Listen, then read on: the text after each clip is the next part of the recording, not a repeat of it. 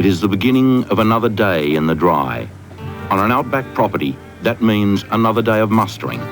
The sun is barely over the horizon, but already these men have been awake for an hour, preparing for the biggest and toughest muster of the season.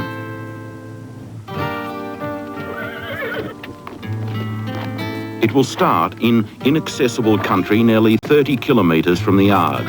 As it moves closer in, the stockman will have to push the gathering herd through rough bush country and across 2 rivers. It will be an enduring test of these men and their horses.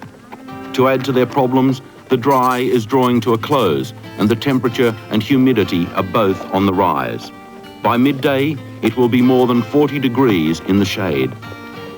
These men are expert horsemen, but to muster over such a vast area of rugged country would be almost impossible without a little help from above.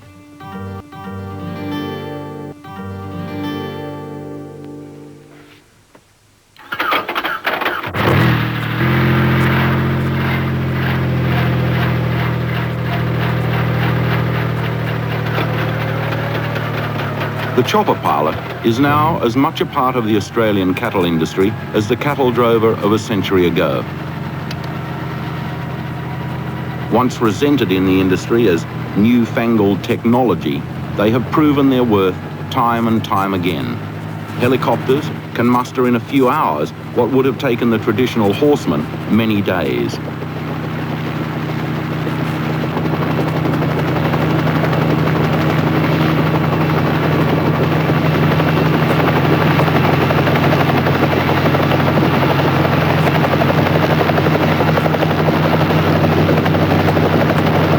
It took these aerial cowboys a long time to convince the old-time graziers of their worth. Today, there wouldn't be a station in the territory that doesn't muster by helicopter on at least one of its main paddocks each year.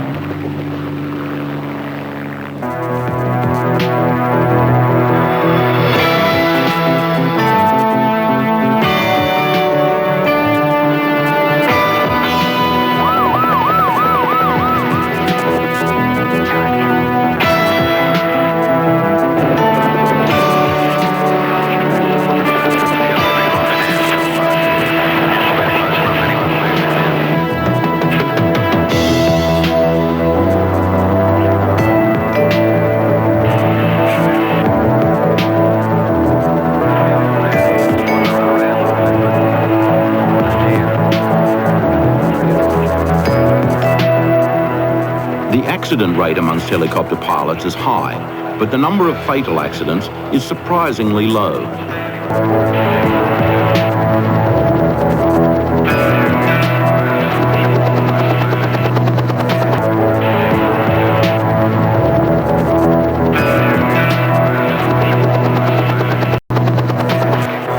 There are around 5,000 head of cattle in this single paddock. By this evening, the pilots plan to have just about all of them safely in the yards.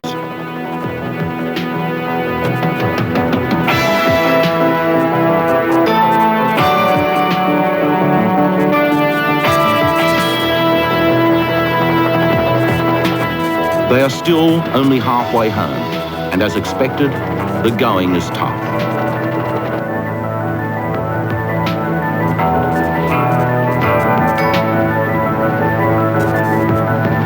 These choppers have a flying time limited to 3 hours. During musters on the larger stations, makeshift fuel dumps are set up out in the field to save the pilots returning to the homestead to refuel. John Weymouth is an outback success story. He saw the potential for heli mustering when it was first introduced in Queensland the best part of 20 years ago. Today, his company owns and operates 26 Bell 47 helicopters from bases in the Kimberleys, Queensland and the Northern Territory. A wealthy man in his own right, he still chooses to fly more than his fair share of musters.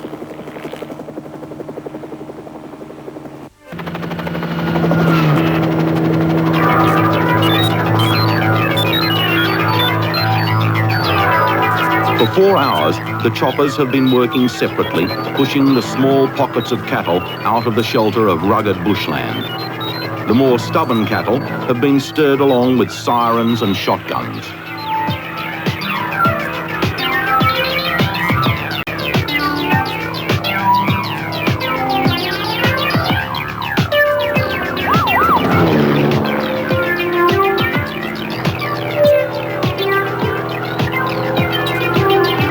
By this stage, many of the cattle are beginning to tire. Some have run 15 kilometres and the heat of the day is setting in.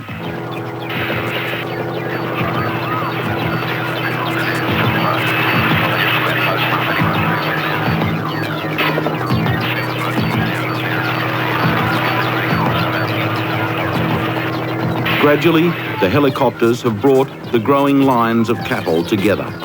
The widespread mobs of cattle now stretch out over 6 kilometres of flat country heading toward the waiting stockmen and the yards. This is where the skill and experience of the pilot comes into its own, in the final push up to the yards. A wrong move here could turn the leaders and cause a stampede, scattering the cattle in all directions.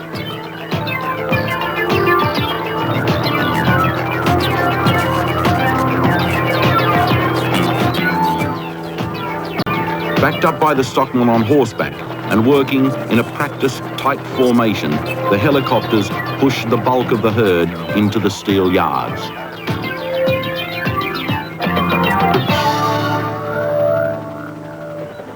After 9 demanding hours, the yards are almost full. Despite the rugged country and the oppressive heat, the combined efforts of the helicopters and the men on horseback have pushed nearly 4,200 head into these pens, and there are still the stragglers to come.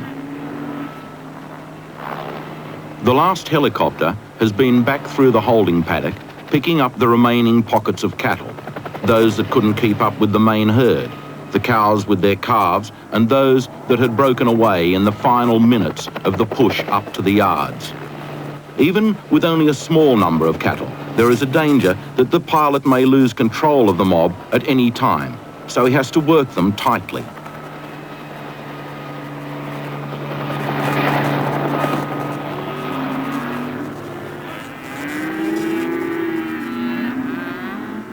The chopper's job is done, and they'll head back, hoping to reach their base by dark, as the horsemen filter back into their camp for a short break.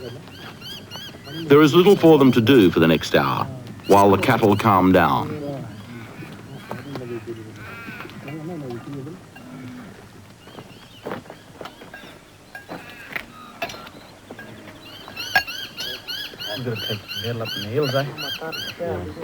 How many miles is it to that other? Out here, when they get time for a break, it's a luxury, a chance to grab a cup of their own brew of bush tea. It's been that way since men first ventured into the Australian bush 200 years ago.